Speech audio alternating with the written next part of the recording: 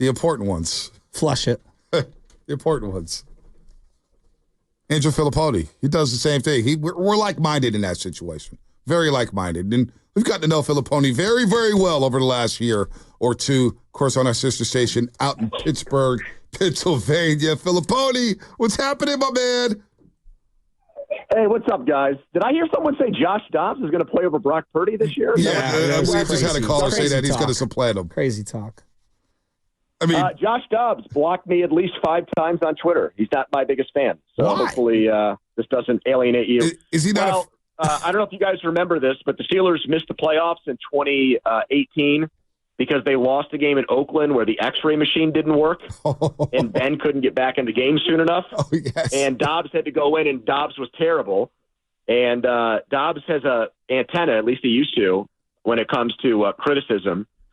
And so very smart guy, but apparently very online. And that caused me to get blocked several times by him. But I think I'm unblocked now. So I do actually wish him well. He is a great dude. How are you feeling about your prediction of that? Well, not prediction, your information regarding the Aiyuk thing? Because I'm not going to lie. People are coming down with lots of nicknames if this doesn't happen. Like, I've already seen it a lot. Everyone's like, this guy's full of it. Like, I know that you put yourself out there, you get a lot of credit for that. You know what I mean? You know the game. Like, I know you know the game. But how are you feeling this morning regarding the Aiyuk to the Steelers thing? I mean, not great. I mean, it's the first time in my entire life doing this where I had 2 people, one in the front office, one in ownership, tell me that a deal was done and then a deal didn't happen. And I think on the Steelers' end, they thought they had a deal. And for whatever reason, I've got a couple theories on that. It hasn't come to fruition. It hasn't come to pass yet, but it's interesting. You know, I put that out there and said it was a done deal. And, you know, obviously it has not been a done deal because Aiyuk is still in San Francisco and the Steelers still have a massive hole at wide receiver. But the way it started to get reported after I said that, I mean, we had ESPN and NFL Network both say that a deal is in place. So it's the first time I've ever seen it. And so many other national reporters have said the same thing. They've never seen a player saga go this route where a team and 2 teams think they have a trade, but the trade hasn't happened yet, even though the deal is in place in terms of trade compensation and seemingly the contract parameters of a deal for Aiyuk between him and the Steelers have been in place for a long time. Damn. What a saga. What a saga. Andrew Fillipponi, of course, 93.7. The fan in Pittsburgh, Pennsylvania here. So it looks like Pittsburgh needs a wide receiver. Hey, what is your thoughts on Brandon Aiyuk, the person now? Because it feels like from the reports we heard, he's blocked trades from happening. He didn't want to go to New England, and I can't blame him for that. Cleveland, were they really going to give away Amari Cooper, a 2nd-round pick, a 5th-round pick, a 3rd-round pick? Who the hell knows what the package was? But how are Steeler fans feeling about Brandon Aiyuk, the player and the person now, after this entire saga has played out through the middle of August? Yeah, they're annoyed with him. I mean, it's interesting. A guy spurns New England who beat the Steelers in every big game for 20 years, and he spurns Cleveland, your little brother and rival in the division.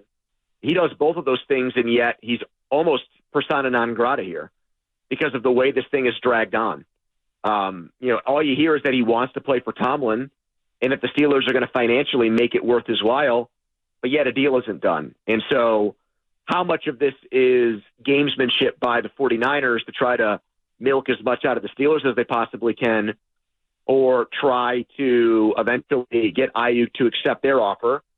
Or on the other hand, how much of it is the politics of football and the business of football by Aiyuk to try to just get the 49ers to give him a bigger contract with more money?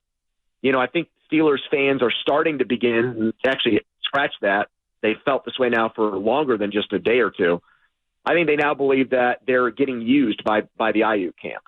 I don't agree with that necessarily. I don't think that that's fair yet, but I can tell you that a lot of fans feel that way. And I think a lot of players, either former players or current players, are starting to feel that way too. So, yeah, I mean, it's interesting. He is badly needed here. When the trade happens, people here will definitely reach out to him with open arms because our wide receiver situation is so bad, so awful. But he is frustrating the heck out of Steelers fans right now because of how long this is taking. Is that a kid screaming in the background? I am actually off today, so I am on dad duty. We're going to an amusement park, but it's not open till 4:00 Eastern time, which I don't really get. Yeah, why even open? Yeah. Right? 4:00? It's throat strange. Hey, we can relate to that. You know how many times I've tried to play video games, take a national call, and give off hot takes while my kid's screaming and yelling in the background for his bottle? Nap's supposed to be 2 hours. Today, 35 minutes. Oh, well, that's 35 minutes more than my daughter. So my daughter, Andrew, would never take naps with me. She'd take naps with mom, grandpa, grandma, great-grandma. Dad, no, it's playtime. Yeah. It's playtime, so I'm trying to play NCAA. She's just sick of hearing me talk about the Aiyuk stuff. Yeah, probably. So who's going to start out there? No, forget it. What's the number that Pittsburgh wanted to give him? That's what I want. What it was, because like we found out $33.5 million. I don't even know if I believe that, AAV. What's the number Pittsburgh is willing to give him that you've heard? I've heard 4 years between $28 and $29 million now a year. Now, there's some discussion about that has come out. Albert Breer said that the number's below $28 million, and that's why Aiyuk went back to the 49ers. He's literally the only person who I've heard say that, whether it's from my own reporting or from other reporters. Now, I'm not going to say Albert Breer doesn't know what he's doing because the guy is a very good reporter and has great sources, but he is honestly the only person who I've said the number's lower than 28, and that peeved off Aiyuk. If Aiyuk didn't think he was going to get a good number from the Steelers, I'm not sure why he would turn down New England and Cleveland so fast and bury those two teams and say, no, I'm not going there. So I have some skepticism about that. The only thing about the 28 to 29 million that I've heard people talk about is there some reluctance on the Steelers' part to give Aiyuk a salary that's more than TJ Watt? Watt is $28 million and change. So is the owner of the team saying, we want Aiyuk, but we think it's a bad look, it's bad optics if he's the highest paid player on the team? And even if it's $100,000 less than Watt, whatever it is, we've got to get him below that number annually. I hope it's not that. I heard $28.5 million is the number that I heard 2 weeks ago. That's what they were offering him, 4 years, $28.5 per year. And that's way less than New England, but I guess that goes back to what Aiyuk has told people all along, that he'd rather play for Tomlin than play for anybody else. Wow, Andrew Fillipponi here on the River Islands guest line on the Morning Roast. Joe Shasky, the Butcher, and Bonte Hill. All right, so maybe he watched Russell Wilson throw a football, say, yeah, I don't really want to go there. How are Steeler fans feeling about this quarterback situation? Is it Team Fields or is it Team Russell Wilson? Well, 59% of our listeners said Fields after Saturday night's game, and I think that's just a massive overreaction to preseason football. We lived that nightmare last year before we played you guys in week one, thinking Kenny Pickett was some combination thereof of Joe Montana and Joe Burrow, because he was 5 for 5, 5 drives, 5 touchdowns in the preseason.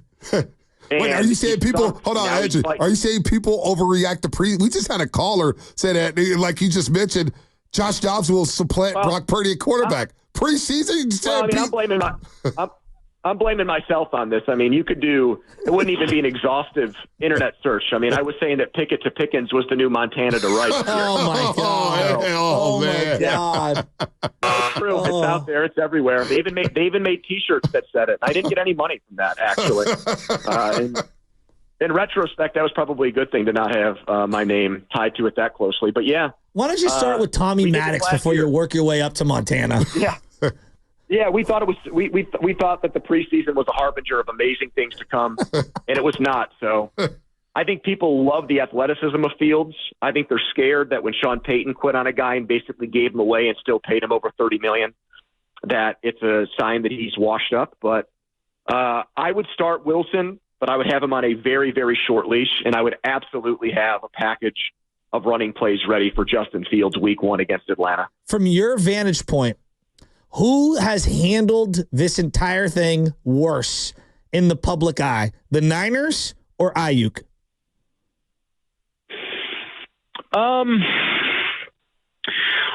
I would say that's a great question.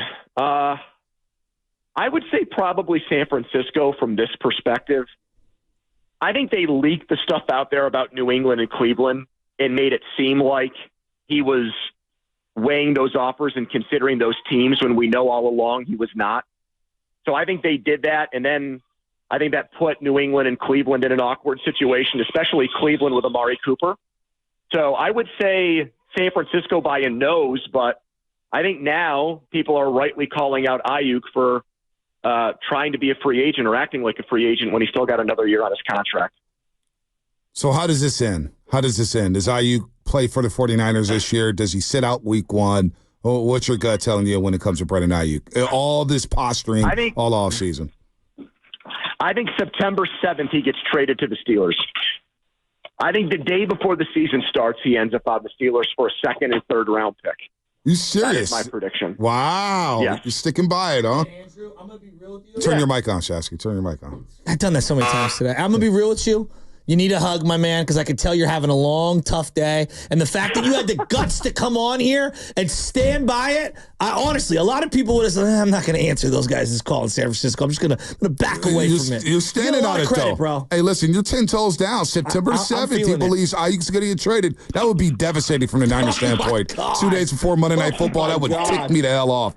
Your thoughts, Andrew, on the Steelers using Tomlin as a drawing card to bring in Brandon Aiyuk to Pittsburgh? Well, I think he's got to be, he's making almost $20 million a year. I believe the only head coach who makes more money than him right now is Andy Reid. He got paid the Sean Payton annual salary, not as many years, but the same amount of money per season. And yet he has not won a playoff game since 2016. It's the longest drought without a playoff win for the Steelers since Chuck Noll took over as coach. I mean, it's an eternity for this franchise to go this long without a playoff victory. So, what are you bringing right now? You're bringing stability. You're bringing a high floor where this team never has a losing season, but there's no postseason glory anymore. Largely, you're mediocre for most of the season, and you're able to rally late to get to 9 wins. He's a really good defensive coach, but he was behind the draft pick of Kenny Pickett. He was behind Mitch Trubisky signing here. He allowed for Roethlisberger to play into his 17th and 18th season. He was totally behind that. So Mike Tomlin here, how is he worth the money? What does he bring to the table? Well, if he's getting guys like Patrick Queen, Russell Wilson, Justin Fields, and Brandon Aiyuk to come here and take less, well, then that does make him, in my opinion, more valuable as a head coach. So it's almost like in college where you think the guy's a great recruiter, but maybe can't get it done on game day. I know James Franklin at Penn State gets a lot of criticism for that here. Maybe there's some of that with Tomlin, but if he helps them land Aiyuk, I think even some of his harshest critics will have to give him credit for it, including me. All right, Andrew Fillipponi, have fun at that amusement park. How old is your kid? Yeah, well, I got another – she's 11 months. I got another – or 13 months. I've got another 3.5 hours here to burn. 13 months. Oh, boy. That's going to be a long 3.5 hours. Well, enjoy your day off. Enjoy the amusement park. See you guys. It's always fun. Good talking to you. No see problem. You, Andrew Fillipponi here on the Morning Roast on the courtesy of the River Islands Gas Line, 93.7 The Fan in Pittsburgh. And he's standing 2 toes down. He believes Aiyuk will be traded 2 days before the regular season. September